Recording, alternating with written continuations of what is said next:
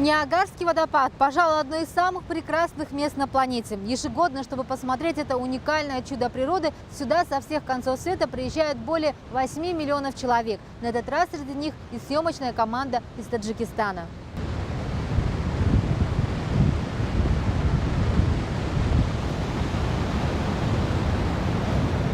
Водопад Ниагара – это общее название 3 водопадов на реке Ниагара, отделяющей американский штат Нью-Йорк от канадской провинции Онтарио. Древняя индейская легенда рассказывает о красивой девушке. Ее отец обручил за индейского воина, которого она не любила и презирала. За мужеству красавица предпочла принести себя в жертву богу грома. Отчаянная девушка направила свое каноэ в быстрый поток реки Ниагара и бросилась с высоты водопада. Но бог грома поймал ее на лету, и с того времени их души стали жить вместе в святилище под водопадом.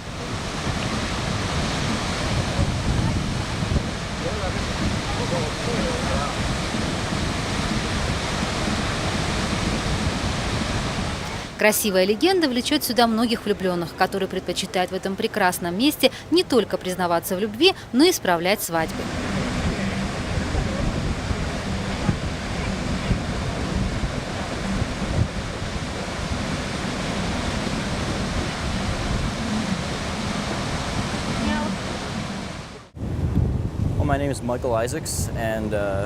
Я живу неподалеку отсюда, приезжаю на водопад несколько раз в год. Мне здесь очень нравится. Мне нравится, что сюда приезжают люди из разных стран. Я сюда часто прихожу со своей девушкой, и именно здесь я признался ей в любви.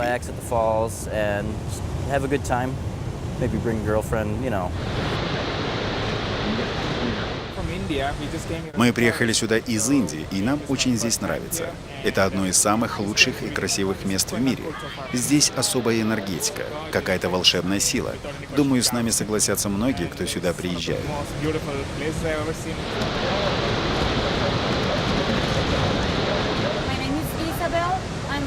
Меня зовут Изабель, я из Мексики. Мне здесь очень понравилось. Я думаю, это великое место, которое нужно посетить хоть раз в своей жизни.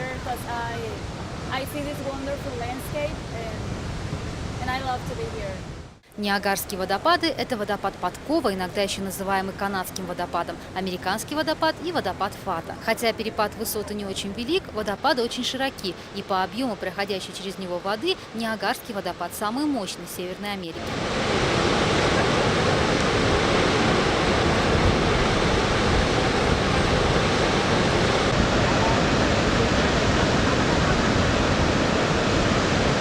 Высота водопадов Ниагары составляет 53 метра. Подножие американского водопада заслоняет нагромождение камней, из-за чего его видимая высота только 21 метр. Ниагара прославлена на весь мир. Ежегодно ее посещают миллионы туристов. Вокруг водопада построены гостиницы, мотели, смотровые башни, подвесная дорога. Выросли небольшие города. Сезон на водопадах открывается весной и продолжается до поздней осени. Те, кто работает здесь, отзываются о всемирной красавице с особой любовью.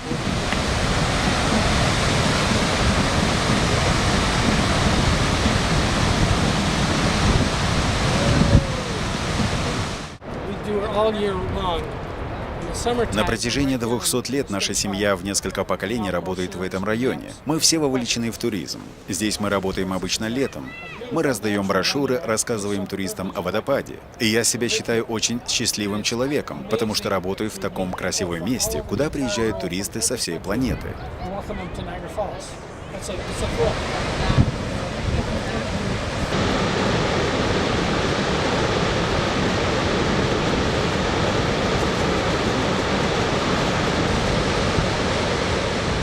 Грохот водопада слышен на расстоянии многих километров, особенно ночью, поэтому человек, стоящий у самой Ниагары, ничего не слышит. Отсюда и пошло название, ведь по-индейски Ниагара – грохочущая вода.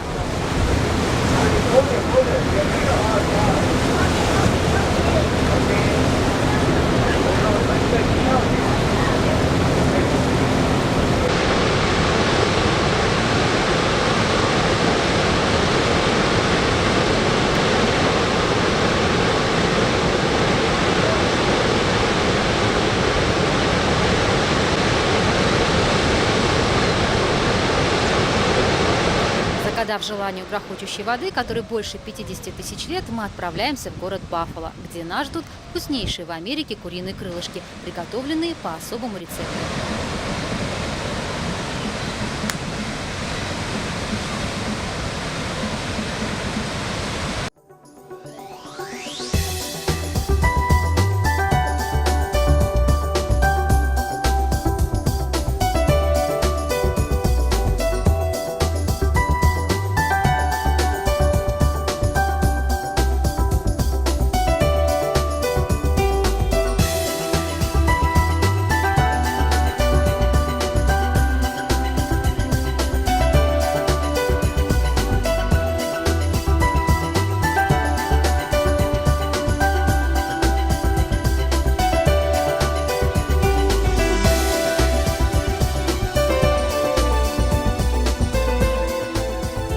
Тереса Белиссима. Именно эта женщина прославила город Баффало и его куриные крылышки на весь мир.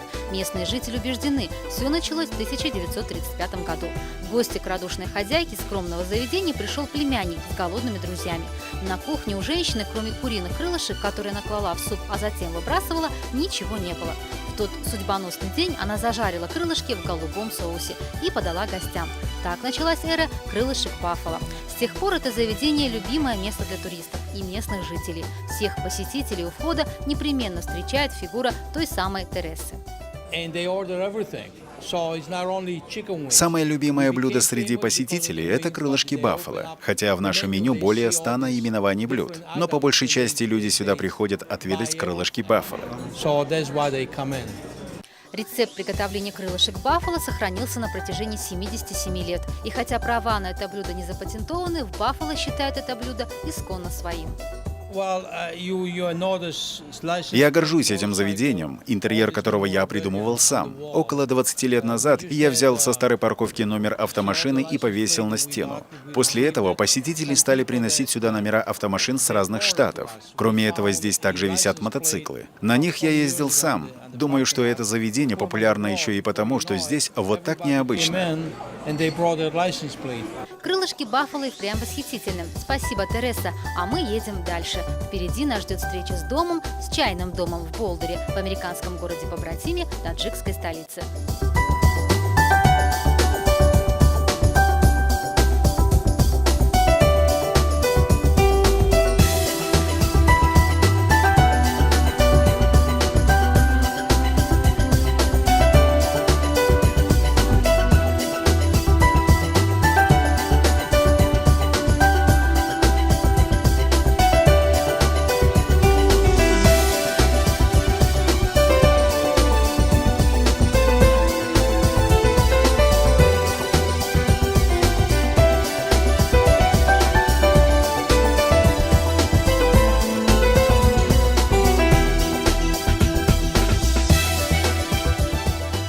Смотровая площадка Болдере, с которого открывается вид на город, напоминает нам Душанбинский парк Победы. Благодаря высокому расположению Болдера над уровнем моря и сухому горному климату здесь насчитывается почти 300 солнечных дней в году, что делает окрестности Болдера идеальными для прогулок на велосипеде и просто пешком. У жителей Болдера, Колорадо, сложилась репутация ценителей окружающей среды. Тенистые аллеи, роскошные цветы, невысокие дома дышат уютом и любовью. Кажется, в таком прекрасном городе думается и работается с особенным чувством.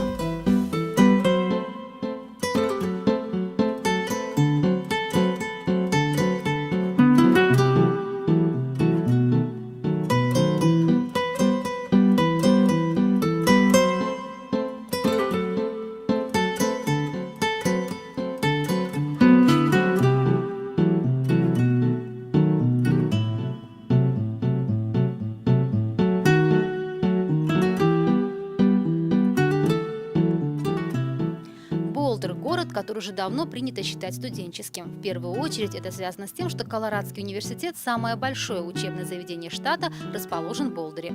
Этот университет давно стал главным местным работодателем. Студенты составляют почти треть жителей города. Многие из них вовлечены в общественное, так называемое волонтерское движение. В этом плане здесь сформирована целая философия лидерства. Американцы часто используют слово «философия» в смысле «позиция» или «мировоззрение». По мнению педагогов, внеучебная общественная работа работа создает оптимальные условия для формирования лидерских качеств молодого человека. И в этом случае лидерство означает социальную активность или активную жизненную позицию. В нашем университете учатся около 35 тысяч студентов.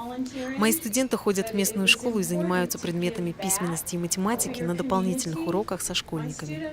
Я думаю, что в этом отношении они являются предметом для подражания. Многие из школьников думают, что не смогут учиться в университетах, но наши студенты помогают им изменить это видение. Они помогают школьникам расти, быть увереннее в себе. Я учу своих ребят ценить волонтерство, чтобы они могли через общественную работу расти самим и помогать другим становиться сильнее. Я помогаю ученикам в школе потянуть свои знания, поскольку не у всех есть возможность получить образование в университете. Я помогаю по основным предметам, которые они пропустили. Я понял, что те, кому нужно помочь с английским языком, это в основном приезжие. Что интересно, с ними намного легче становится общаться через спорт. Мы можем вместе с ними играть и находить общий язык. They'll relate, and I can get in touch with them easier. Я провожу со школьниками в неделю 2 часа. Многие из моих подопечных – дети не из благополучных семей. Конечно, я заинтересована в результативности своей работы. Для меня основная планка – прогресс в учебе 5 человек. Если после моего обучения 5 человек смогут поступить в высшие учебные заведения, то для меня это будет большим успехом. Впрочем, ребята занимаются общественными проектами не только в сфере образования. Здесь главная идея и желание увлечь своим проектом друзей и знакомых. Ведь через совместную работу вне стен университета можно сделать много полезного для родного города. Мой самый успешный проект связан с установкой бейсбольной площадки. Я сделал проект, рассказал о своей идее друзьям. Вместе мы ходили по магазинам, просили помочь нам с спортивными предметами. Нас поддержали. Мы собрали из дома инструменты и собрали в одном из районов города площадку, которую оснастили спортивными предметами. Сами школьники волонтерскую работу студентов принимают с интересом. Общение со старшими помогает им не только подтянуть свои знания, но и набраться опыта, развить свои коммуникативные навыки. К нам приходят студенты-волонтеры, помогают нам с нашей учебой. И для нас это очень важно. Ведь не у всех преподавателей есть время работать с каждым из нас. Я иногда не сразу могу понять задания, а на таких дополнительных занятиях мы можем спросить больше и заниматься дольше.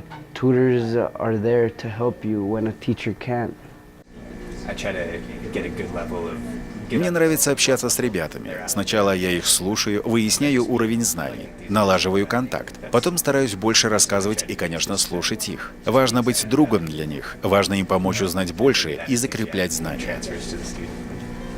Служение обществу выражается в первую очередь в готовности к волонтерской работе, которая необычайно популярна среди американских студентов. Посредством своих общественных проектов они получают знания о том, как экспериментировать, не бояться рисковать, планировать будущее, получать помощь от других людей и, что самое главное, оказывать помощь другим людям.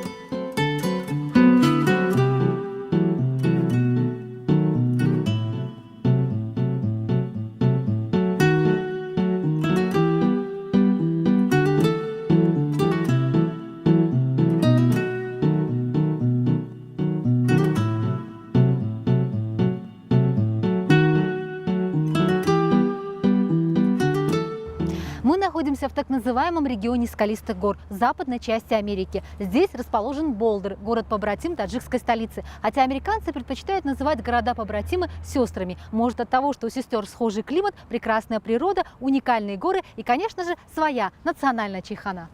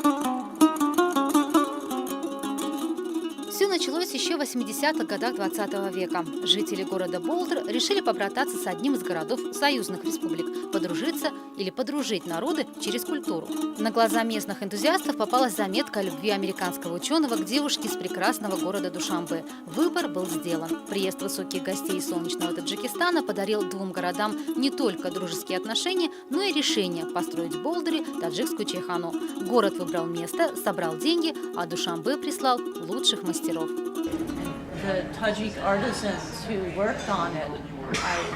Таджикские ремесленники оставили здесь свою душу, всю энергию и любовь. Был случай с мастерами, который очень меня тронул и запомнился. Время, когда шла работа над отделкой чайханы, совпадал с месяцем Рамазан. Тогда мастера держали пост и в течение дня ничего не ели и не пили. Они открывали трапезу вечером. Когда местные жители узнали об этом, они стали приносить еду сюда в знак благодарности. И к концу дня продуктов становилось очень много. Тогда мастера открывали пост и приглашали всех жителей поужинать с ними. Это были очень теплые и душевные вечера. Из Таджикистана в город Болдер были доставлены прекрасные резные колонны, чудесные статуи, которые олицетворяют различные образы искусства. Удивительной красоты потолок, стены, украшенные картинами, передают мудрость Востока и богатство таджикской культуры. Резные кушетки, парчевое убранство – все восхищает и помогает перенестись в восточную сказку. Настоящее чудо архитектуры, задуманное в 80-х годах, появилось в городе только к концу 90-х. И теперь 15 лет радует своим гостеприимством не только местных жителей, но и бывших таджикистанцев.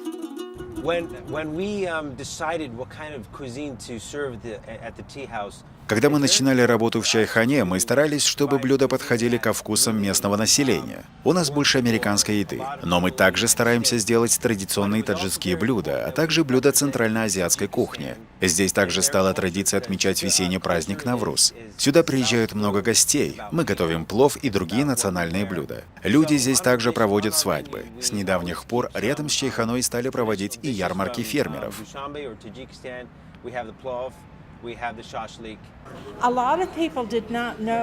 В самом начале люди не имели представления о том, что такое таджикская чайхана.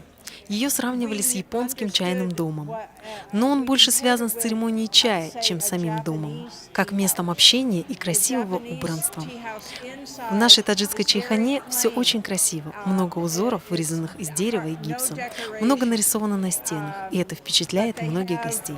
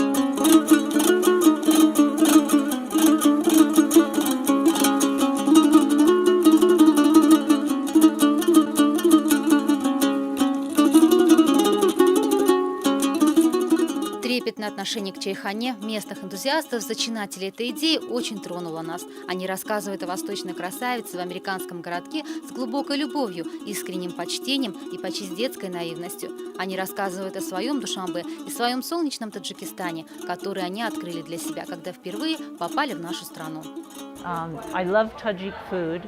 Мне нравится таджикская еда. Вкусные таджикские фрукты. Я думаю, они лучшие в мире. Я ценю дружбу между нашими народами, потому что у меня очень много друзей там, в Таджикистане. Для меня в большей степени чайхана представляет таджикскую культуру и все то хорошее, что есть в вашем народе.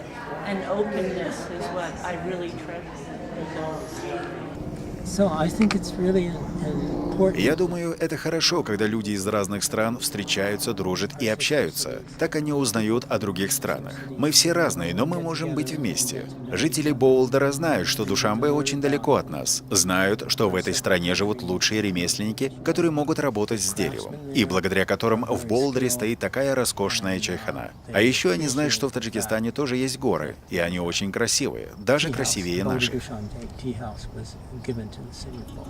Все эти годы таджикская чайхана в Болдере заметно оправдывала свое назначение. Сюда люди приходят попить чашку чая, поговорить по душам, насладиться прекрасным и просто почувствовать себя как дома.